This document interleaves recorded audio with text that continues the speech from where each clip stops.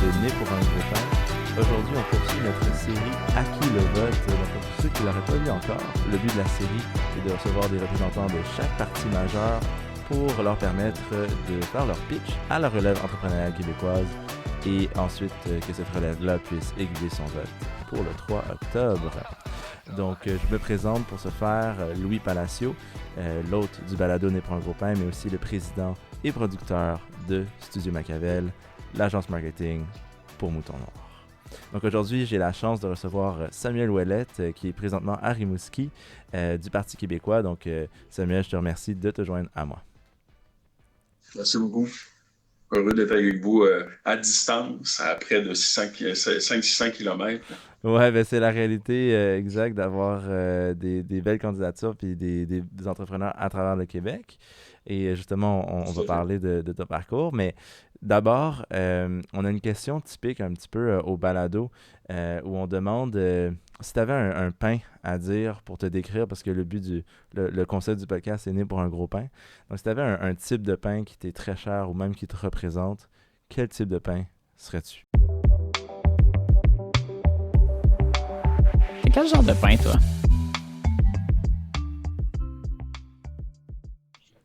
C'est une bonne question. Je te dirais que mon pain préféré, je te dirais que ce serait peut-être le pain baguette, un peu côté européen, mais en même temps qui a été fait ici au Québec, puis qui a été réinterprété à sa sauce. C'est un peu ça, je te dirais que je trouve qu'il peut-être une certaine finesse, mais en même temps, il y a du réconfort dans ce pain-là. Donc, je trouve que c'est celui qui me décrit mieux. Autant le côté, puis d'ailleurs, dans la circonscription de Rimouski, c'est un peu ça qui est particulier, c'est qu'on a la ruralité d'un côté, puis on a l'urbanité de l'autre. Donc, je trouve que ça pourrait être celui qui décrit mieux ce pain-là par la versatilité et l'utilisation qu'on en fait en finalité. Ça peut être autant un pain qu'on utilise pour se faire une bonne sandwich, comme on peut l'utiliser pour se faire des bons plats plus gastronomiques. Je trouve que ça serait intéressant d'utiliser celui-là. Super. Puis si on va donner 45 secondes pour ce nouveau segment qui est nouveau à cette saison en ce moment, on veut te permettre de pitch justement le Parti québécois en 45 secondes, donc le moins de temps possible, et enfin s'adresser à la relève entrepreneuriale québécoise puis leur dire pourquoi tu aimerais qu'ils votent pour toi. Moi ici, je vais partir un petit chronomètre pour être sûr qu'on respecte le temps. Donc, quand tu es prêt, moi je le pars dans 3, 2, 1. Vas-y. C'est parti. Le Parti québécois, c'est le parti qui a toujours cru, en fait, à la PME en général, mais aussi à la relève entrepreneuriale. Il faut absolument investir dans les PME du Québec, mais aussi dans la relève, parce qu'on va avoir des grands enjeux. Dans une dizaine d'années, il y a plusieurs entreprises, en fait, qui vont se retrouver sans relève. Donc, comme gouvernement, un gouvernement péquiste s'assurera, en fait, de faire une transition intelligente, puis une transition aussi accompagner les jeunes entrepreneurs vers le projet d'entreprise. Ultimement aussi, un Parti québécois, quand je disais croit à la PME, c'est parce que la PME, c'est le poumon économique du Québec. Sans la PME, le Québec n'aurait pas la richesse qu'elle a. C'est une grande partie des revenus de l'État. Il faut s'assurer d'accélérer la croissance de ces PME-là. Puis un gouvernement du Parti québécois, ça fait partie de son plan d'action, ça fait partie de sa vision économique. C'est une manière, en fait, d'avoir un Québec encore plus florissant partout dans le monde, mais aussi bien chez nous. Super, donc excellent. Merci pour le pitch. Donc, je pense que ça va aider justement à aiguiller nos écouteurs. Et sans plus tarder, j'aimerais qu'on commence avec notre première section. Donc, on veut savoir comment tu gagnes ton pain.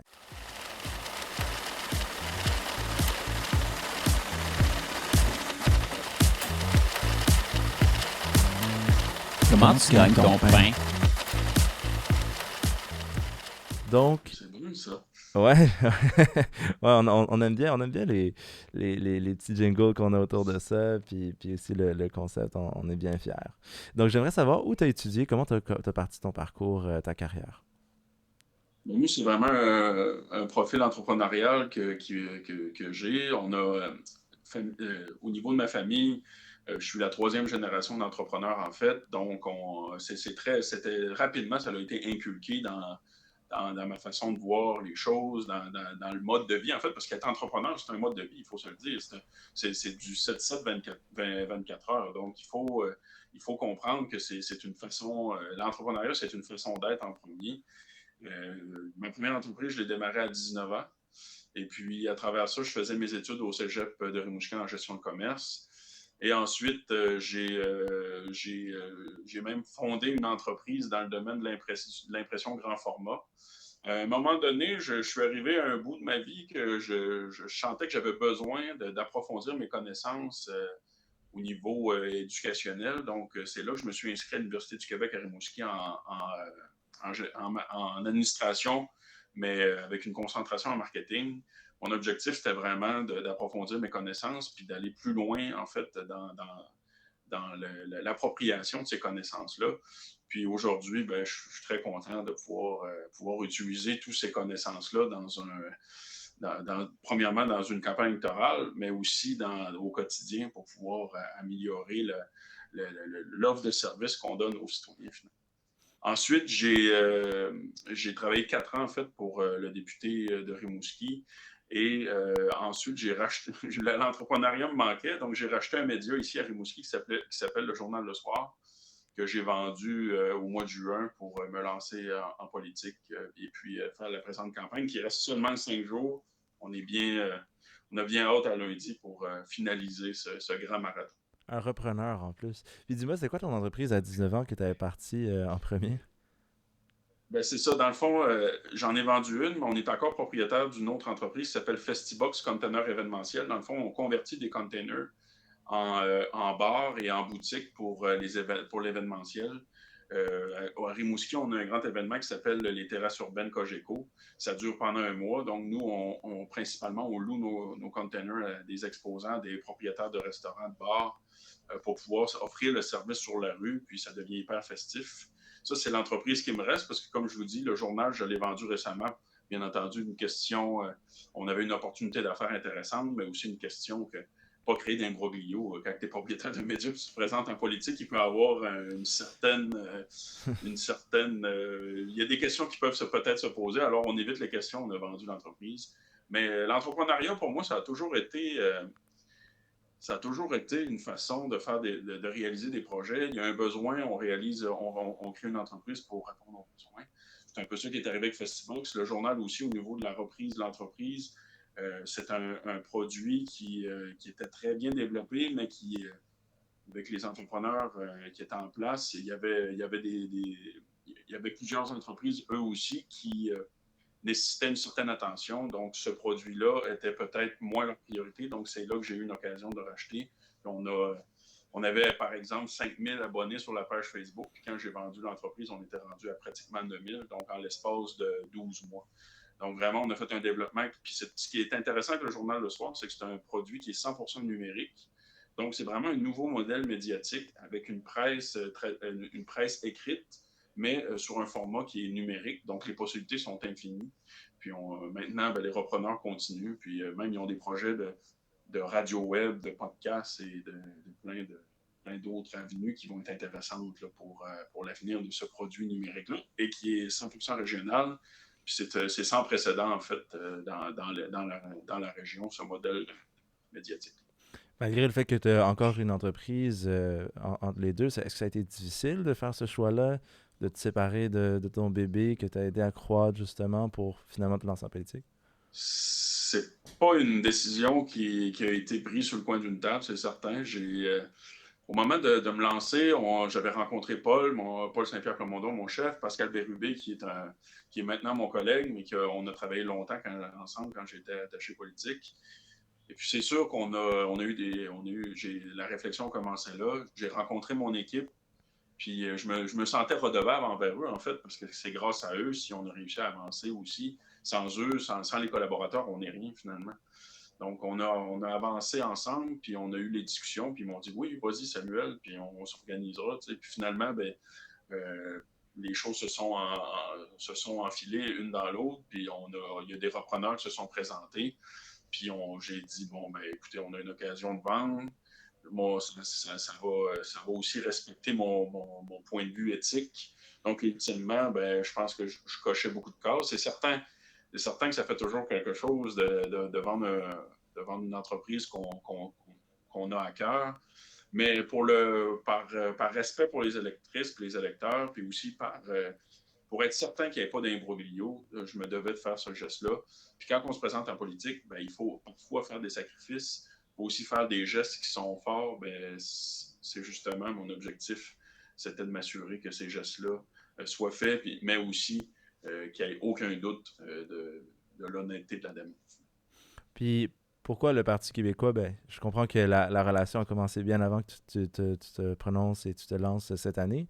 Mais à ce moment-là, un petit peu plus tôt, quand tu as commencé à t'impliquer, qu'est-ce qui t'a amené vers le Parti québécois spécifiquement? Ben, le Parti québécois, ça a toujours été un parti que je trouvais qui portait des valeurs qui sont grandes, de social-démocratie, bien entendu.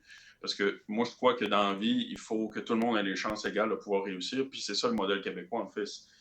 Peu importe d'où tu viens, tu peux aspirer. Puis c'est ça, je discutais avec un ami immigrant. Il dit, ici, j'ai vraiment des chances de devenir quelqu'un si j'ai envie de devenir quelqu'un en travaillant. Donc, tu peux démarrer une entreprise sans trop de difficultés.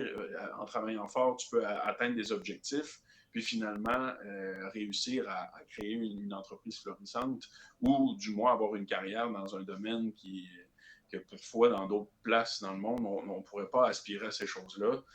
Donc, pour moi, le Parti québécois, c'est notamment la social-démocratie, mais aussi je suis indépendantiste. Moi, je crois que comme entrepreneur, je vois le Québec en ce moment qui saisit pas certaines opportunités. Puis quand tu es en entreprise, normalement, tu saisis les opportunités pour faire avancer ton entreprise.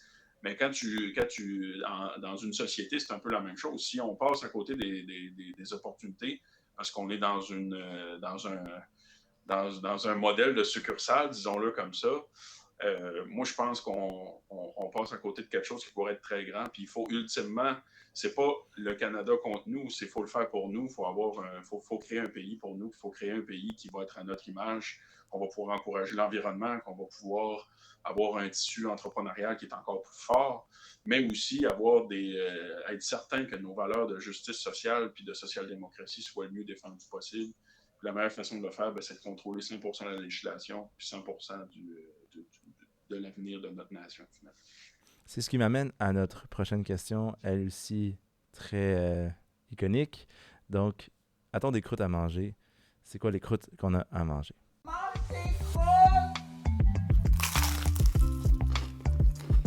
T'as-tu mangé des croûtes?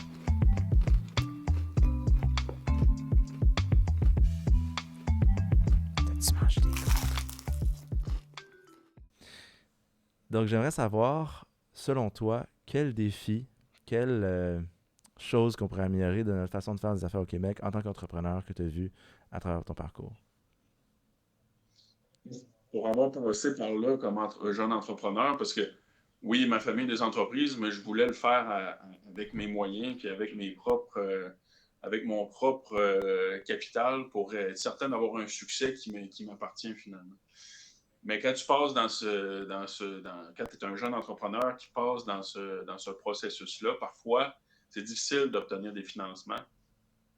Mais c'est aussi difficile, des fois, de s'assurer, de structurer. Puis des fois, au niveau du mentorat, c'est compliqué un peu, peut-être, de prendre des bonnes décisions quand tu es jeune. C'est pas nécessairement t'as pas l'expérience, en fait. Donc, je pense que ce qu'il faudrait faire, c'est s'assurer, en fait, que les financements pour les jeunes entrepreneurs soient remis en place à des montants intéressants pour encourager, premièrement, la relève entrepreneuriale, mais aussi le jeune entrepreneuriat, parce qu'il y a des jeunes innovants, il y a des idées exceptionnelles, mais il manque les moyens financiers. Donc, il faut encourager en finançant mieux ou pourquoi pas donner une genre de bourse ou une subvention pour les projets les plus innovants par région. Ça permettrait certainement d'accélérer beaucoup de choses. Mais de l'autre côté aussi, d'améliorer en fait le réseau de mentorat puis de le mieux financer pour que les différents organismes économiques toutes les MRC du Québec puissent structurer encore mieux ces réseaux de mentorat-là, puis ultimement avoir plus de mentors qui pourront accompagner plus de jeunes entrepreneurs pour qu'on puisse aller plus loin. Notamment, l'objectif, c'est d'allier la sagesse des plus vieux avec la fougue puis la jeunesse des plus jeunes pour tout fusionner ça ensemble pour aller beaucoup plus loin pour l'avenir du Québec. Puis je pense que ça peut s'appliquer dans beaucoup de domaines, mais notamment dans celui de l'entrepreneuriat. Tu as mentionné spécifiquement les MRC pour le réseau de mentorat. Est-ce que par le financement, ça passerait à travers le Fonds des générations, Investissement Québec? Est-ce qu'il y aurait une entité Le particulière? gouvernement, en fait, le ministère de l'Économie peut facilement investir. Tu sais, le Fonds des générations, utilisons-le pour pallier au vieillissement de la population qu'on va connaître. Investissement Québec, le ministère de l'Économie, c'est certain qu'ils peuvent collaborer à ces genres d'initiatives-là. Le ministère des Finances aussi, d'une façon, mais principalement, au niveau de l'entrepreneuriat au Québec, c'est certain que c'est le ministère de l'Économie qui est le grand ministère qui s'occupe de ça. Il faut peut-être penser à une enveloppe qui sera dédiée à ça. Puis moi, je pense qu'au lieu de financer des grandes entreprises à coups de milliards, prenons ces sommes-là puis investissons-les dans la PME, puis notamment dans la relève entrepreneuriale. Puis je peux vous dire chaque dollar va se multiplier beaucoup plus rapidement que n'importe quelle grande entreprise qui va utiliser ces fonds-là. Maintenant, les bonnes choses qu'on fait au Québec, les choses en affaires qui fonctionnent bien puis dont on peut être fier au Québec. La créativité des entrepreneurs, la créativité des entreprises, mais aussi il y a quand même un réseau intéressant au niveau des centres de recherche et tout ça que les entreprises ont accès. Mais nous, à Rimouski, je suis bien fier de le dire, on a aussi le fonds local d'investissement le plus performant au Québec. Ça crée beaucoup d'opportunités pour beaucoup d'entreprises. Puis, c'est pas pour me vanter, mais Rimouski est une des villes les plus entrepreneuriales au Canada et même au Québec. Donc, pour moi, ça me rend fier, surtout une ville qui est à plusieurs centaines de kilomètres de Québec et de Montréal. Mais c'est justement, c'est ça qu'il faut faire. Il faut encourager ces différents milieux-là à travers tout le territoire, de Gatineau à Gaspé, pour qu'on puisse avoir un tissu entrepreneurial qui est fort et qu'on occupe notre territoire de manière efficace. Mais justement, on en fait des belles choses, on a des bons coups, mais il faut prendre exemple sur ces bons coups-là puis les exporter un peu partout au Québec, puis s'assurer que la structure soit le mieux possible pour que tout le monde, tous les jeunes entrepreneurs, tous les entrepreneurs du Québec puissent avoir accès à ces choses-là. Mais aussi, il faut dire que Investissement Québec fait du très bon travail aussi. On a des beaux fleurons au Québec, d'ailleurs des bureaux d'Investissement Québec un peu partout dans le monde pour permettre le commerce international. C'est vraiment intéressant, ça. C'est quelque chose d'inédit, en fait. On est probablement l'un des seuls gouvernements au Canada à part le gouvernement canadien, bien entendu, qui a des bureaux un peu partout dans le monde pour faciliter, en fait, les échanges commerciaux. Donc, pour moi, je trouve que c'est une bonne idée. On a beaucoup de leviers qu'on peut utiliser. Maintenant, allons encore plus loin, puis utilisons ces leviers-là pour vraiment que le Québec devienne une référence en termes entrepreneurial. Plus ou moins de taxes pour une économie forte? La taxe, c'est une mauvaise idée parce que ultimement, on va créer de l'instabilité économique. Puis de l'instabilité économique, ça fait des pertes de revenus pour les entreprises.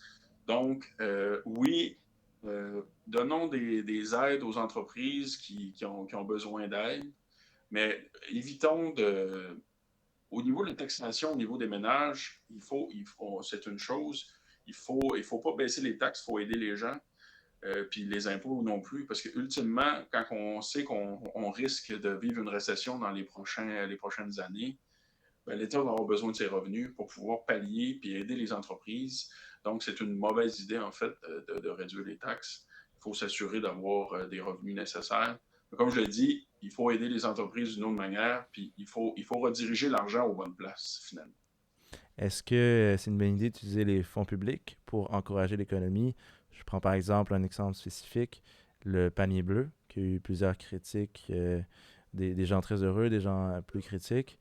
Est-ce que c'est au gouvernement de s'impliquer plus de cette façon-là ou il devrait...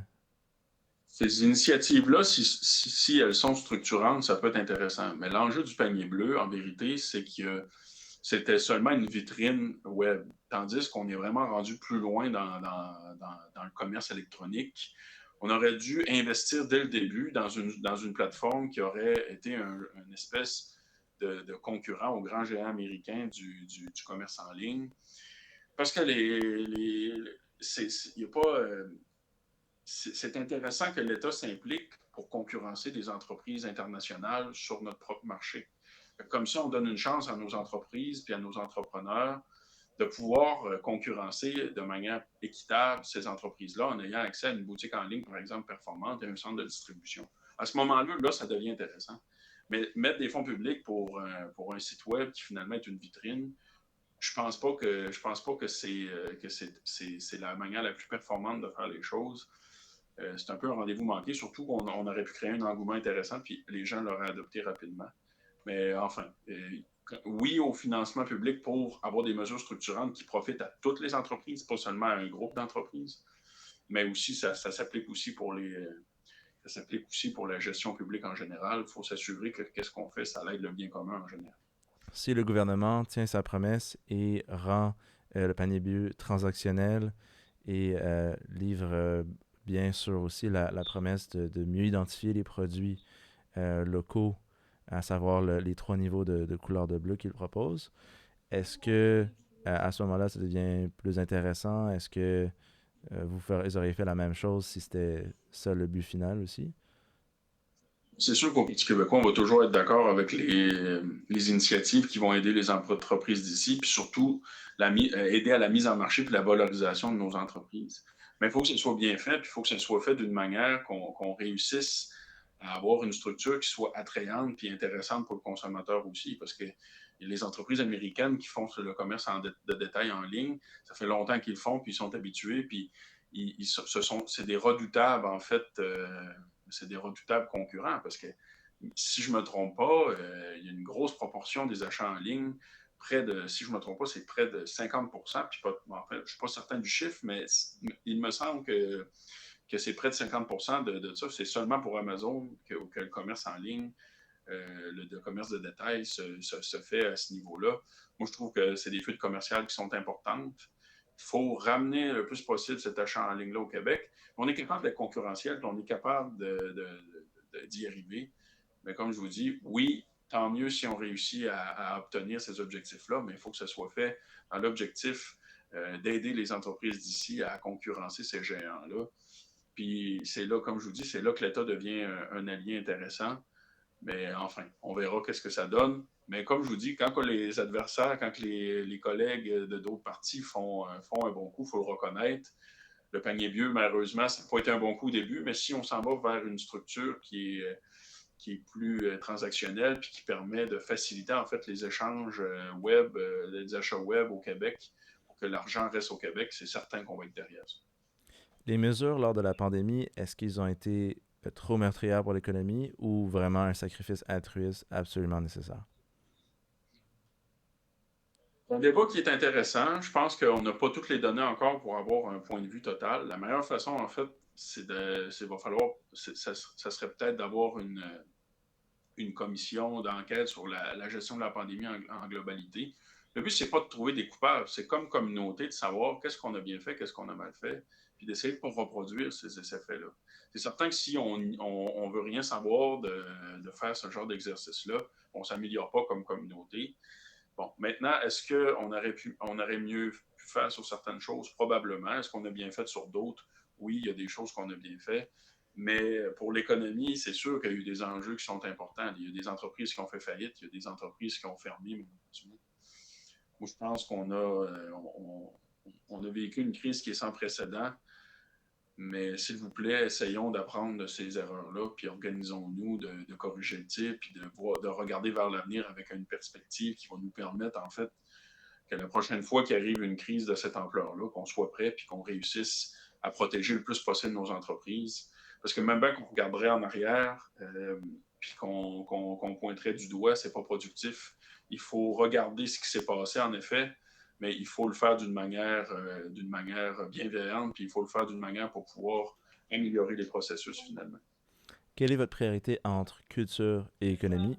Je donne par exemple la loi 96 qui fait un bond vers la culture, mais selon ses critiques du moins, limite ce qu'on peut faire au niveau économiquement, rend plus bureaucratique certains processus, limite l'accès pour certaines minorités selon les critiques. Quelle est la priorité selon vous entre culture et économie quand on n'a pas le choix de choisir entre les deux?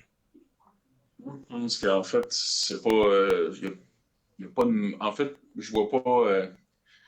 savez, la langue française, en fait, c'est une richesse pour le Québec. D'un point de vue culturel, tu sais, quand on pense à tous nos artistes qui réussissent à s'exporter partout dans le monde, en France, aux États-Unis, un peu partout, vraiment partout, de plusieurs artistes québécois ont réussi à s'exporter au niveau international. Mais la différence du Québec, c'est sa langue, c'est le français, c'est la culture. Puis la langue représente une culture qui est unique en Amérique du Nord. Puis ça, c'est une opportunité, puis c'est un point de différenciation. Puis en affaires, on cherche toujours le point de différenciation versus la concurrence. Ben, nous, au Québec, c'est celle-là. Puis ça permet aussi la marque québécoise, l'entrepreneur québécois est forte. Tu sais, on a les meilleurs ingénieurs au monde, on a des artistes hyper créatifs, on a des entrepreneurs hyper créatifs. Moi, je peux vous dire que protéger le français, puis même selon nous, la loi 96, ça ne va pas assez loin. Il faut protéger le français, mais dans une optique aussi que ce n'est pas une vision de fermeture dans le monde. Personnellement, je parle 3 langues, puis j'en suis fier, puis j'ai appris le français dans une région qui est à 99% francophone. Pardon, j'ai appris l'anglais, c'est ça, dans une région qui est à 99% anglophone, puis j'ai même appris l'espagnol, francophone, pardon, dans cette même région-là. Donc, ultimement, protéger le français, ça ne veut pas dire de se fermer sur le monde. Au contraire, c'est de célébrer notre culture, puis c'est de s'assurer que cette culture-là devienne un avantage concurrentiel versus tous les autres États et les autres provinces de l'Amérique du Nord. Moi, je pense qu'il faut voir ça à l'inverse. C'est pas un désavantage, c'est un avantage. Puis c'est certain que je vais être sur les rangs pour défendre cette vision-là. Puis l'entrepreneuriat au Québec, justement, l'entrepreneuriat du Québécois, l'entrepreneuriat à la sauce québécoise, c'est notamment grâce à la loi 101 si on a eu cette effervescence-là, que les entrepreneurs ont pu prendre leur place, qu'on a eu des modèles de réussite qui sont grands comme ceux-là qu'on a eu, les Bombardier, tous les Oitiers aussi, par exemple. Si c'est la révolution tranquille, puis les lois 101 n'auraient pas existé, ben, malheureusement, il n'y aurait peut-être pas eu cette effervescence-là d'entrepreneurs francophones québécois. Certains critiques vont voir la période des années 80 et ce qui entoure la loi 101 s'inquiètent autour du fait qu'il y aurait eu une fuite des cerveaux, une fuite vers l'international de certaines compagnies qui ne voulaient pas se plier aux nouvelles réglementations, donc des pertes économiques reliées à ça. Qu'est-ce que vous dites à ces gens-là qui ont peur, qui voient ça comme ce qui est vraiment arrivé dans les années 80, parce que j'imagine que c'est le sujet à débat aussi. Je réponds que en fait, ça, c'est un gros coup marketing de l'époque là, de certains fédéralistes là, qui voulaient faire un spectacle avec ça, là, le fameux coup de la Brinks. Là. Mais ça, moi, je pense que c'est de la poudre aux yeux parce que si on regarde la vérité aujourd'hui, ben, il y a des grandes entreprises qui viennent s'installer au Québec. Il y a des centres de distribution qui s'installent en plusieurs avec des géants américains qui choisissent le Québec pour venir s'installer ici, malgré la loi 101. Moi, je pense que ça n'a fait aucun impact. Puis de toute façon, en vérité, le français, c'est pas une nuisance, c'est plutôt un avantage. Puis je crois que justement, les grandes entreprises le comprennent de plus en plus. Il faut pas voir ça comme une manière de nuire. Au contraire, c'est un avantage. Puis ultimement, ces coûts-là, c'est vraiment du spectacle, comme vous dites, là, l'exode des cerveaux et tout ça. Ben, savez-vous quoi, on a formé des cerveaux depuis ce temps-là, puis on a des gens qui sont extraordinaires au Québec, qui font des grandes choses. Pensons à Moment Factory, qui travaille partout dans le monde, qui illumine des ponts à Montréal, puis que ça devient un détour pour plusieurs touristes à l'international qui viennent voir ce spectacle de lumière-là à chaque année, puis qui font des spectacles un peu partout dans le monde aussi pour des grands artistes internationaux. Moi, je pense qu'il faut arrêter de croire à ces choses-là. La vérité, c'est qu'au Québec, peu importe ce qui se passe, on va toujours, notre force culturelle va toujours créer, en fait, de la grandeur, puis on va toujours réussir à continuer à se démarquer du reste du monde par cette force-là, puis cette créativité. J'ai maintenant une série de questions qui nous ont été fournies à travers le public, à travers l'auditoire donné pour un gros pain, les affamés, les moutons noirs, qui aimeraient avoir des réponses à certaines questions clés, des enjeux qui les touchent. On a choisi de les présenter sous forme de questions en rafale. Donc, si tu veux me répondre le plus court possible avec une seule mesure, donc chaque question va répéter une mesure par rapport à cet élément-là. Donc, si tu es prêt, je commence avec la première. Oui. Une mesure pour encourager l'économie circulaire. Ben, il faut encourager les circuits courts puis investir en fait le plus possible dans les modes de recyclage au Québec, puis de valoriser en fait tous les produits au maximum. C'est la meilleure façon de le faire. C'est la seule manière de le faire. Faut investir puis d'encourager la revalorisation de tous les matériaux. Une mesure pour la santé mentale des entrepreneurs. Mais ça, c'est intéressant parce que, justement, comme attaché politique, j'ai travaillé sur un projet. Dans le fond, on a investi une somme assez considérable dans un programme pour qu'il y ait de l'échange avec l'École des entrepreneurs, pour qu'il y ait de l'échange entre entrepreneurs, puis de la formation, puis avoir accès à des ressources. Parce que c'est pas toujours facile d'être entrepreneur, puis de parler de sa santé mentale, mais en finalité, quand on se rassemble, ben, les langues se délient puis les cœurs s'ouvrent. Donc, je pense que c'est la meilleure façon de le faire. Finançons des aides pour des groupes de discussion puis des aides de formation pour que les entrepreneurs puissent pouvoir se soulager. Puis aussi, la meilleure façon de le faire entre vous et moi, c'est d'améliorer l'accès aux soins de santé mentale au Québec. Ça, c'est certain que c'est une autre bonne façon de le faire.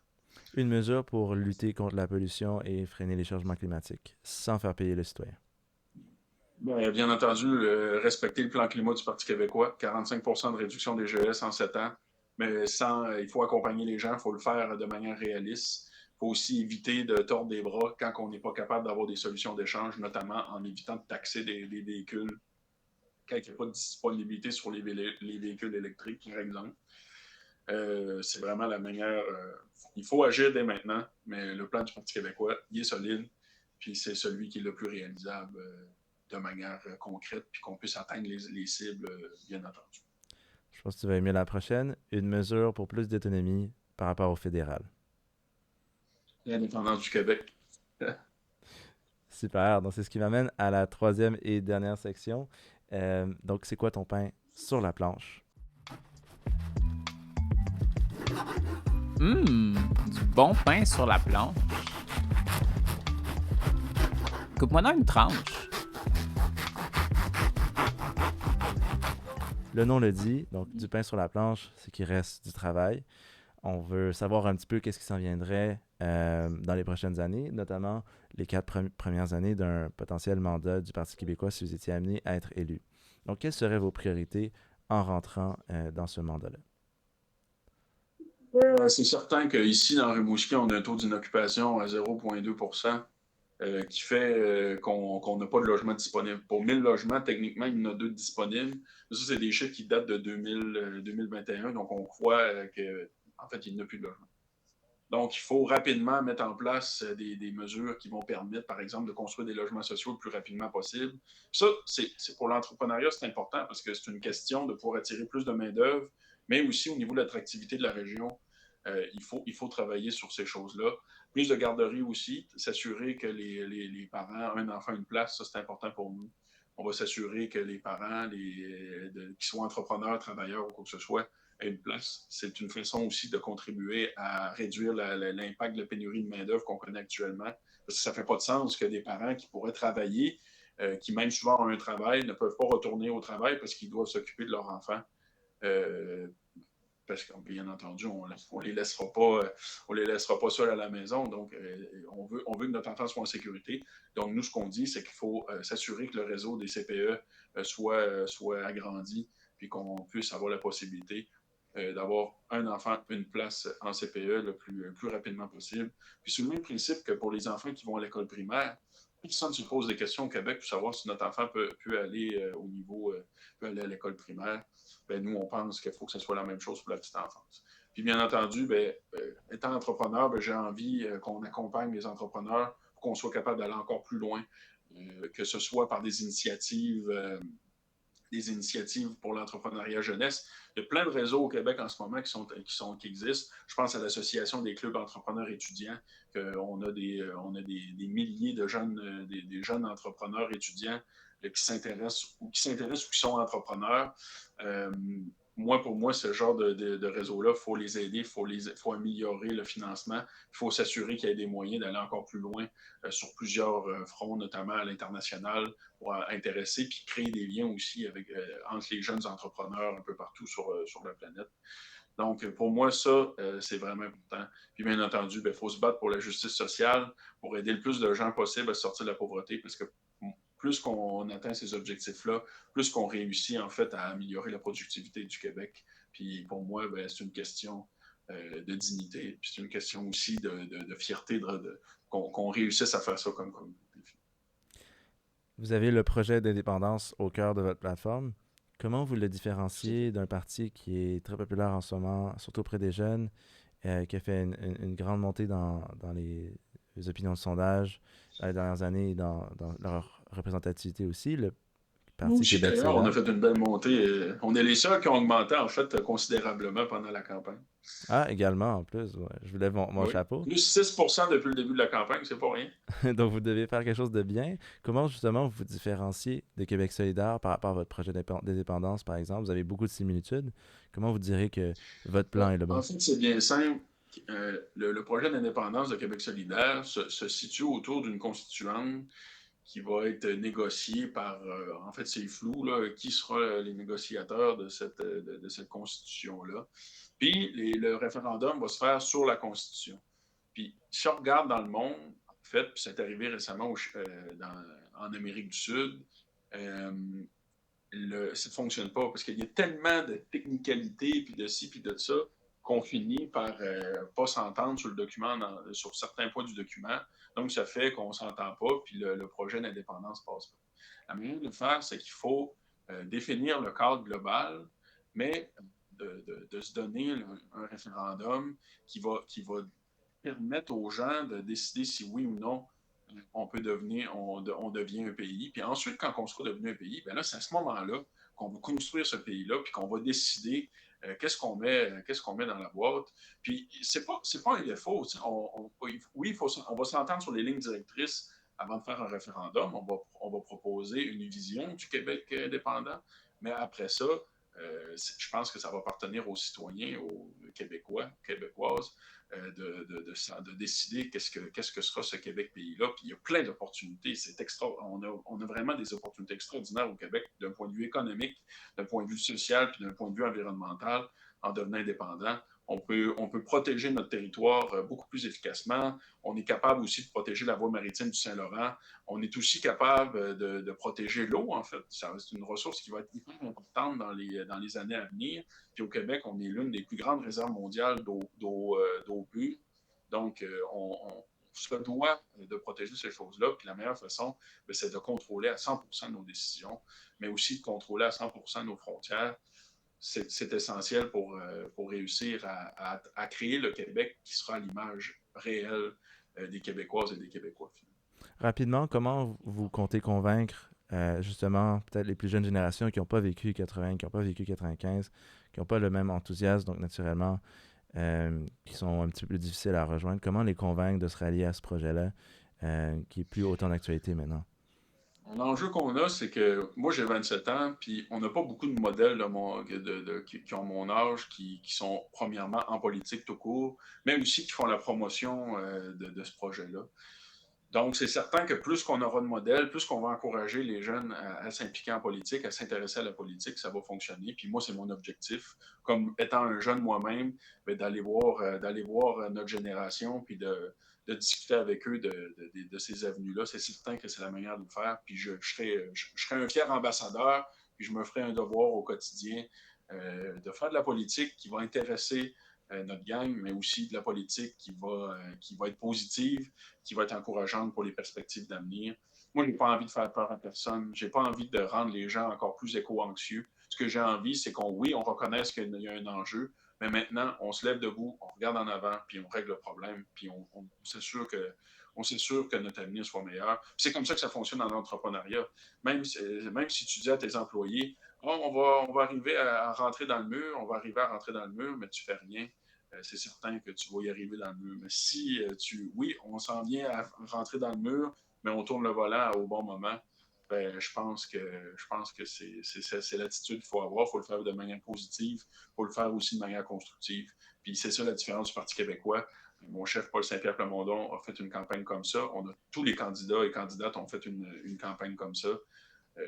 la différence, justement, ça va être d'avoir une opposition officielle qui va être constructive, qui va être aussi, qui va savoir quand souligner les incohérences, mais aussi être capable de souligner les bons coups pour que, ultimement, au Québec, on avance et qu'on réussisse à bâtir un meilleur avenir pour tout le monde. C'est maintenant l'heure de notre question fatidique.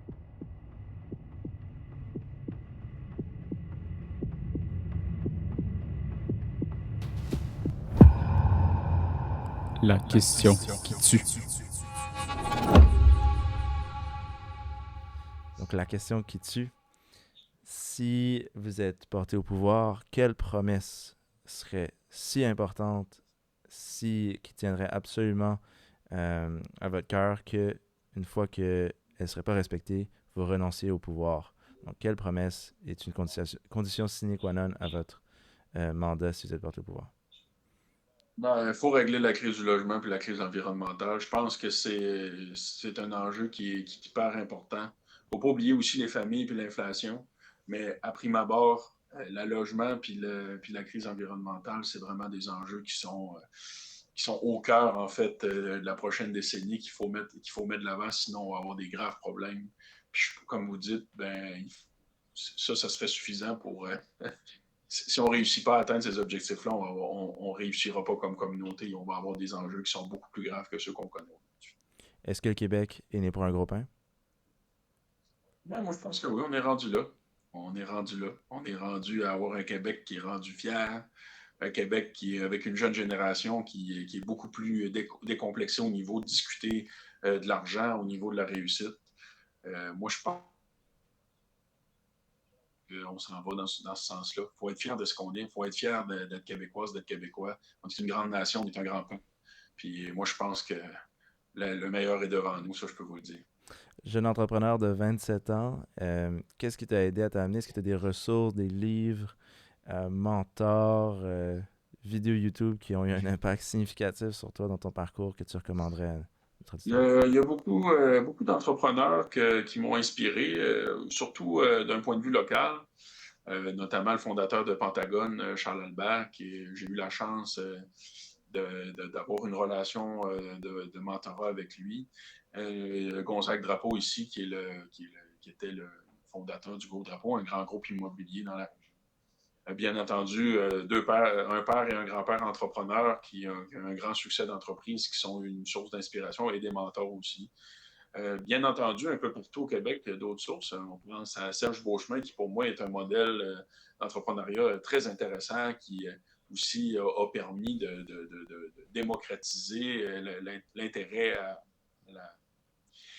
à l'entrepreneuriat. Il y a plein d'autres entrepreneurs aussi, Daniel Henkel, par exemple, Lise Wattier, qui sont des modèles hyper intéressants, Isabelle Chevalier. Bref, je m'intéresse à tous les entrepreneurs du Québec parce que je trouve ce qui est le point commun, c'est la créativité, puis c'est ça qui m'a inspiré tout au long de ma courte carrière. Elle commence à avoir presque 10 ans quand même dans le domaine de l'entrepreneuriat plus intense, et même avant, mais enfin, c'est là que c'est venu. Mais la vraie piqûre, c'est venu par la famille, bien entendu. Puis quand tu es la troisième génération d'entrepreneurs, je pense que ça doit être une partie de l'hélice d'ADN qui est celle-là de l'entrepreneuriat dans notre pays. Tu poursuis la lignée. Mais écoute, j'aimerais te remercier d'avoir participé au balado. C'est ce qui complète l'épisode. Je lance toujours ce message à chaque épisode de Hacker le vote, mais c'est bien important d'aller voter. Si vous l'avez déjà fait par anticipation, tant mieux. Je pense que dans les cégeps universités aussi, vous avez l'occasion de le faire en ce moment. Et bien entendu, lundi, le 3 octobre, bien important d'aller voter. Faites valoir vos opinions. Comme vous avez vu, j'espère à travers nos 5 épisodes, vous avez pu faire votre choix, aiguiller un petit peu plus votre vote. Et encore une fois, je te remercie, Samuel, d'avoir participé. C'est bien apprécié. Merci beaucoup. Merci beaucoup. Je vous souhaite une belle fin de journée. Puis surtout, entreprenez puis allez voter. Bien dit. Merci. Merci. Au revoir. Merci d'avoir été des nôtres pour un autre épisode du balado Né pour un gros pain. Comme vous le savez, cet épisode est enregistré au studio Machiavel. tu n'as pas peur de déranger ou de défier le statu quo, visite machiavel.com pour voir comment, à travers le marketing vidéo, on peut t'aider à réaliser tes ambitions. Pour nous, on se revoit au prochain épisode. Au revoir.